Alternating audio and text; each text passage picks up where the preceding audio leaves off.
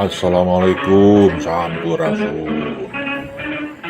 Dina abladan ayeuna bade dipidangkeun ngeunaan tokoh karawitan Sunda nutos kakoncara nyaeta Mang Koko Koswara. Saha nu teu uninga kana Mang Koko urang Tasikmalaya nu nanjung di kota Bandung. Seniman nu masagi sarwa bisa inohong karawitan nutos ngambah dunya. Malah cenah urang barat ge dugi kacolohok ningali sareng ngadangu Mang Koko mati kacapi di Broadway Amerika Serikat.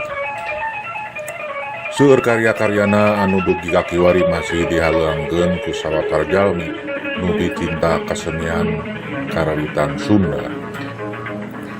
Nami lengkepna Haji Koko Koswara dibabarkeun di Indihiang Kabupaten Tasikmalaya kaping 10 April 1817 pupus kaping 4 Oktober 1885. Mang Koko teh putra tunggal ti pasangan Pak Muhammad Ibrahim Sumarta sareng Ibu Siti Hasanah. Salian ti sastrawan, penulis, jurnalis, organisator, panyipta lagu, inovator karawitan Sunda, anjeunna oge katelah santri sareng guru. Atuh sawadina kedah dijanengkeun dicontoheun kanggo para praktisi atanapi akademisi seni kakiwarian. Mang Koko tos sukses nyiptakeun kawih murang kalih dugi ka kawih dewasa, langkung kamasur minangka maestro karawitan. Hasil karyana mangrupa kawih, tembang, pupu rancak, sekar tandak, gening kasmen, sareng rea-rea deui. Langgeng dugi ka kiwari. Hasil karyana dugi ka ayeuna masih dihaleuangkeun di panggung pagelaran. Atanapi di zaman kiwari mah diparoskeun kanggo konten di media sosial, boh YouTube, Facebook, TikTok, Instagram, sareng sajabina. Video ngeunaan Mang Koko dibagi dua bagian. Bagian kahiji dipidangkeun Mang Koko nuju mintonkeun kaparigelanana dina ngacapi. Saterasna haleuang putrina Mang Koko nyaeta Teh Ida Rosida ngawih lagu Daruda. Bagian kedua dipedar langkung lega ngeunaan Mang Koko ku narasi bahasa Indonesia. Salajengna urang saena kintu doa ka almarhum Mang Koko, mugi almarhum ditampi iman Islamna, dihapunten dosa-dosana, dicaangkeun di alam kuburna, dipaparinan tempat anu mulya mungguing Allah Subhanahu wa taala. Amin ya rabbal alamin. Wassalamualaikum warahmatullahi wabarakatuh.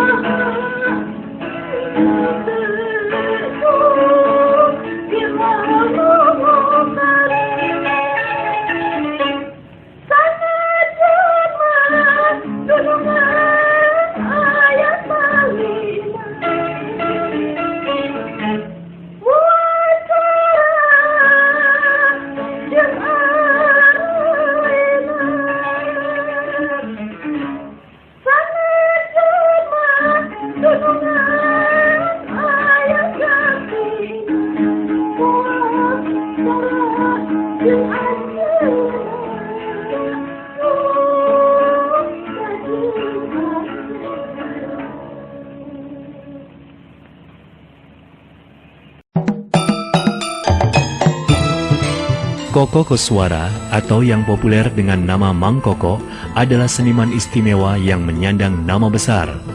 Mang Koko dikenal sebagai komponis pembaharu seni karawitan Sunda yang tiada bandingannya. Sebagai komponis, Mang Koko yang juga seorang pendidik terkemuka banyak menghasilkan lagu-lagu Sunda yang merakyat, populer, dan terus dikenang.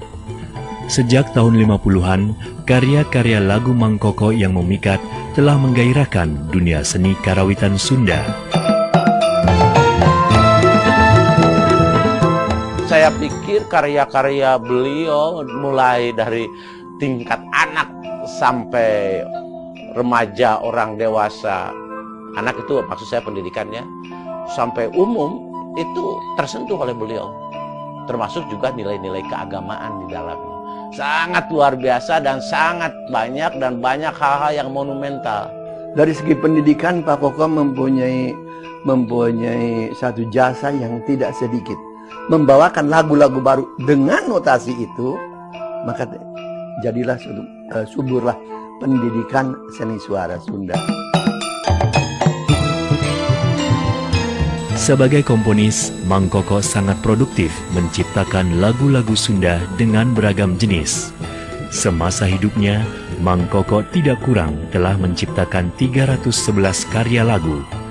Karya-karya Mang Koko meliputi komposisi lagu-lagu kawih tembang untuk anak-anak, remaja, dan dewasa, anggana sekar atau solo vokal dengan iringan kecapi, rampak sekar atau layetan suara, kor dengan iringan kecapi, sekar gending, vokal dengan iringan gamelan pelok salendro, drama suara, drama pendek dengan dialog yang dinyanyikan, dan gending karesmen, drama panjang dengan dialog yang dinyanyikan. Banyak lagu-lagu Mang Koko yang awalnya penuh dengan kritik sosial, seperti dalam Kanca Indihiyang, penuh kritik sosial. Nah, di dalam Gana Mekar, beliau mewadahi nilai-nilai yang romantis. Dan pada akhir hayatnya, religi. Luar biasa. Sangat susah menandingi karya-karya beliau. Karena banyaknya, karena beragamnya, dan penuh inovasi. Penyerapan arti cinta buat Pak Koko tidak seperti layaknya kebanyakan kreator atau komponis di kita. Cinta beliau lebih banyak dicurahkan pada tanah airnya, pada lingkungannya, pada masyarakat kecil terutama. Di dalam karyanya nyaris saya tidak menemukan cinta yang sifatnya asmara atau birahi. Kalaupun ada, cinta beliau terhadap ibundanya yang sudah wafat dengan lagu Duh Indung.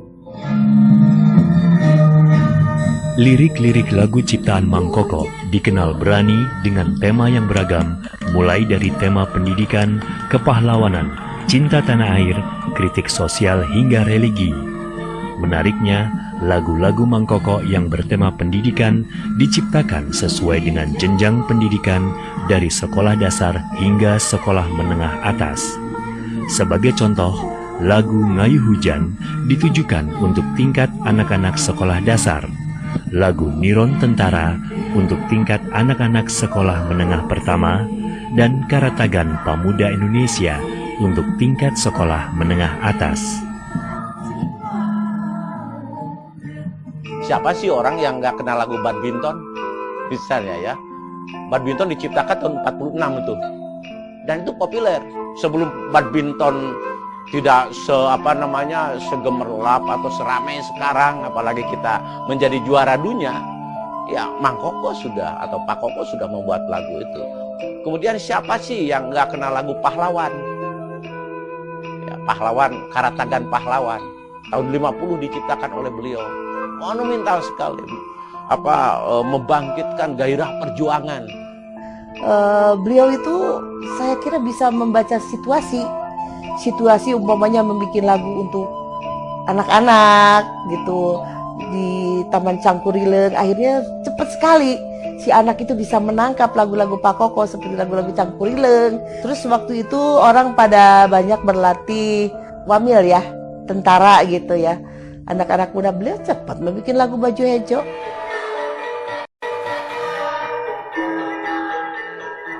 Sejak menulis kumpulan lagu resep Mamaos tahun 1951, Cangkurileng tahun 1954, Mang Koko terus menciptakan banyak lagu yang menawan. Beberapa lagu Mang Koko, baik yang pop maupun operet, kemudian sangat populer di masyarakat Sunda hingga saat ini. Sebagai komponis, Mang Koko dikenal piawai mengolah unsur-unsur musikal karawitan tradisi dan non-tradisi yang disebut karawitan Wanda Anyar, yang kemudian menjadi ciri khas gaya Koko.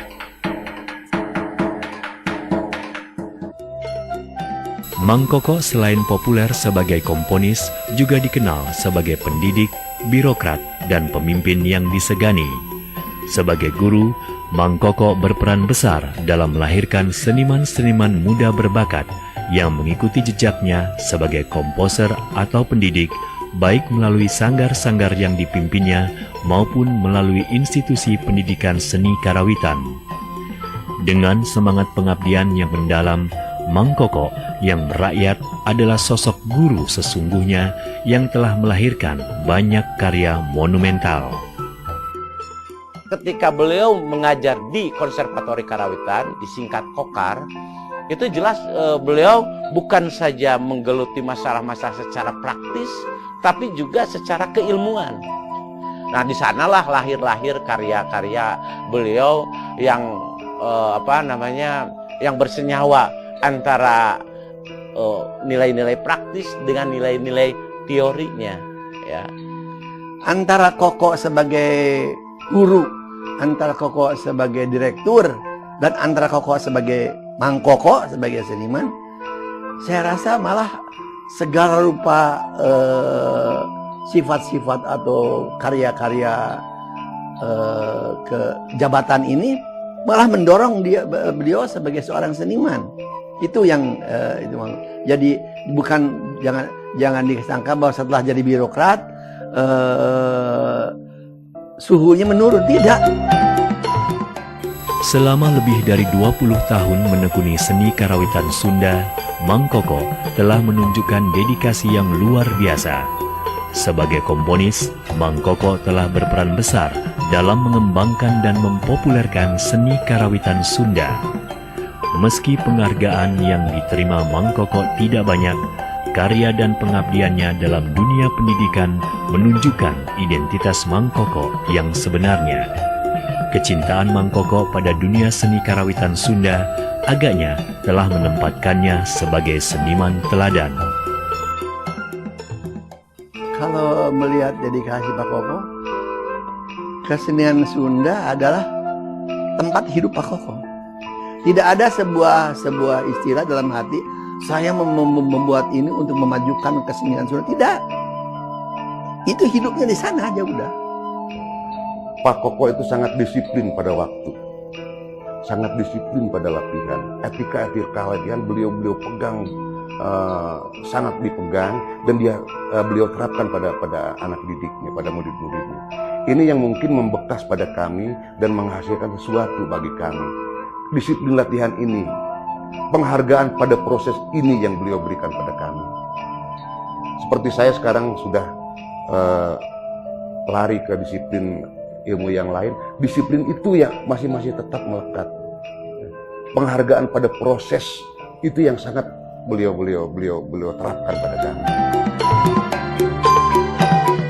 Koko Koswara lahir di Hyang, Tasikmalaya, Jawa Barat, anak pasangan Siti Hasanah dan Muhammad Ibrahim Sumarta. Ayah Koko dikenal seorang seniman tembang Sunda Cianjuran dan ahli dalam bidang vokal. Ketika sekolah di Mulo, Koko mempelajari alat musik gitar dan biola. Dengan bekal itu, Koko bisa mengembangkan kemampuannya menggarap komposisi kecapi dengan menggunakan tangga nada diatonis yang dinamainya kecapi modern. Eksplorasi Koko terus berlanjut hingga dirinya bekerja di Balai Pamulangan Pasundan Bandung dan sering mengisi siaran di Radio Forl dan Nirop. Di samping itu, Koko aktif dalam grup The Yop Hawaiian Band di Bandung yang banyak memainkan musik-musik barat.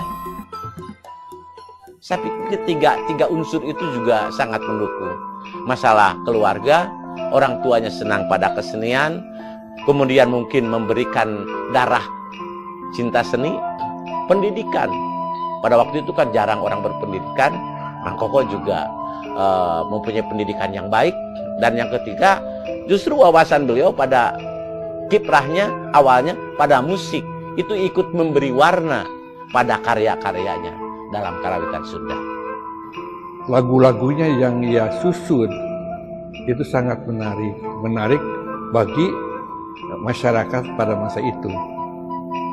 Jadi kalau biasanya kita disuguhkan kepada kita lagu-lagu Sunda klasik, ya, itu rupanya bagi anak-anak muda itu kurang begitu menarik. Mang Koko mengambil tema-tema dalam lagu-lagunya, tema-tema sehari-hari. Ya, misalnya badminton. Gitu. Tahun 1946, Koko mendirikan grup Kanca Indihiang yang banyak membawakan lagu-lagu bertema perjuangan dan kritik sosial yang disampaikan dengan jenaka. Kesenian Sekar Jenaka kemudian menjadi media hiburan yang paling digemari masyarakat Sunda dan mencapai puncak popularitas saat rutin mengisi siaran di RRI Bandung. Tahun 1951, ketika masih memimpin grup Kanca Indihiang, Koko mendirikan grup Munding Laya yang khusus menggarap keliningan. Gubahan baru yang diciptakan Koko, Gamelan Wanda Anyar, kemudian dijuluki sebagai Gamelan Beatles karena berani melakukan inovasi pada lagu dan gendingnya.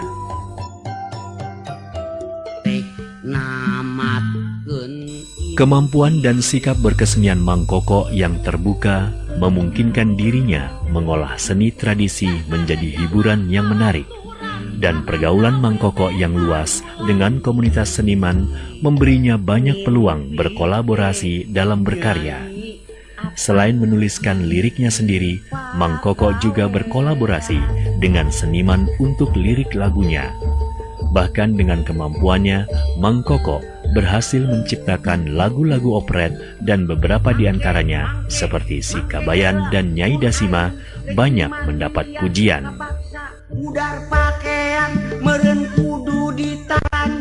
Satu hal yang menjadi cirinya adalah iringan yang disebut dalam bahasa Sunda gending. Gending itu iringannya lain daripada yang lain-lain.